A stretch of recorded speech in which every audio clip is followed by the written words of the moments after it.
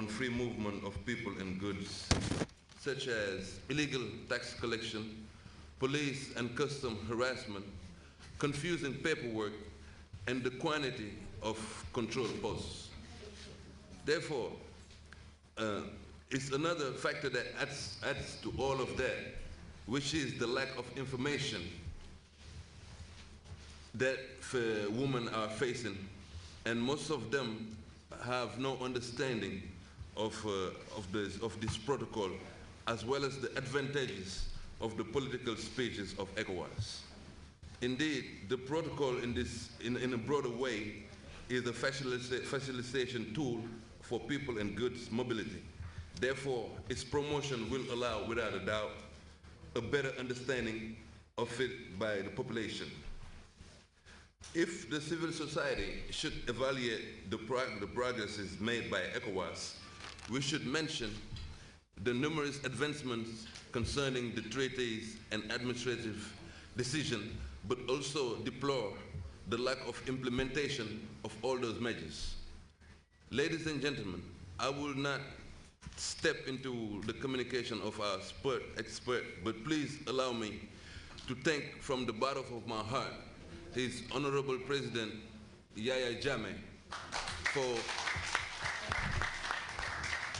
for his support to women, and he facilitates everything for us, and by him appointing a vice president woman shows us how much he respects and wants women to prosper. And also allow me to thank our partner and our very important guests, confirming again the success of our activities. I want to thank by the ECOWAS and the Spanish funds. And also, I'm proud of all of you, because without your presence and without your support, we wouldn't be able to do what we have done today.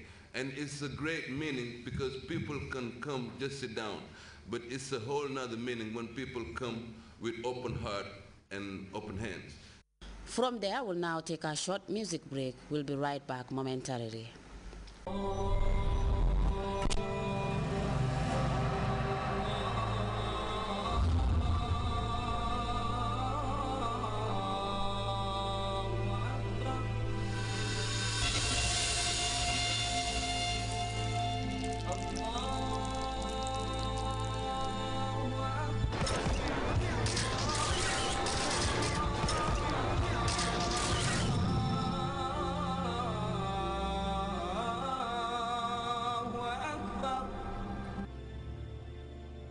Still on the Wawa Forum, members from the sub-region discussed pertinent issues affecting the Federation and also looked at ways of forwarding the integration of ECOWAS women traders. Promoting improved health, environment, and socio-economic integration of African women without gender bias, according to the National Assembly member for Joswang, Hadinyanjai, is fundamental. It is evident that if the goal is to achieve the Millennium Development Goals, that's the MDGs, solutions must be found to address the status quo and confront the challenge of building inclusive societies where the rights of all persons are protected and respected, where they all participate in the decision-making processes that affect their lives. In addition to awareness, creation, and advocacy work, these kind of workshops is one of the key activities that will support efforts to mainstream gender and to equally respond to women and men's needs at all stages of the development process. Drawing inspiration from regional and international protocols and conventions, these workshops will support gender training activities to bring about the changes in attitudes and behaviors, strengthen the vision, capacity, and processes needed to bring about responsive development programs and projects. This workshop is indeed in line with the vision of an ECOWAS of peoples and not of states. Firstly, distinguished ladies and gentlemen, let's look into the ECOWAS programs for integration. The principle underlining the cardinal programs of ECOWAS was founded on achieving policy and structural convergence. Principal among them were free movement of goods and persons. That's one. 2, trade liberalization and the establishment of a custom union. That's ECOWAS Trade Liberalization Scheme, ETLS, and Common External Tariff, CET.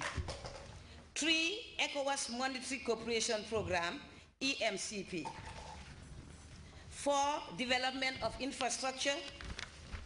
5, implementation of common policies in agriculture, environment management of water resources. And 6, consolidation of peace, democracy, and the promotion of good governance. These are the targets of ECOWAS.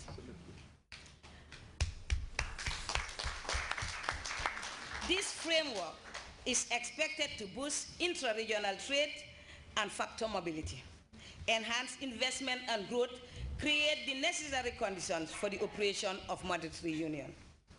Distinguished ladies and gentlemen, let's limit ourselves to free movement of persons and goods. This is one of the fundamental areas the region has paid great attention to in its integration agenda. For free movement of persons and goods is the key element that can integrate the people of West Africa. In line with this, the ECOWAS protocol provides for free movement of its citizens and the right to live and settle and do business in any part of its territory. Any part of the ECOWAS territory, you are free to settle, live, and do business. That's the right of all ECOWAS citizens.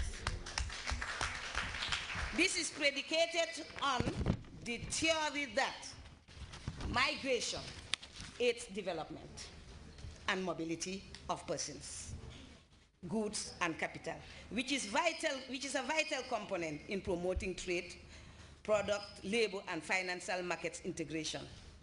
ECOWAS has therefore been busy putting in place various initiatives in this area, like the abolition of visas, introduction of ECOWAS passport, ECOWAS driver's license, ECOWAS brand card, the planned introduction of a Schengen-type visa within ECOWAS member states are some of them.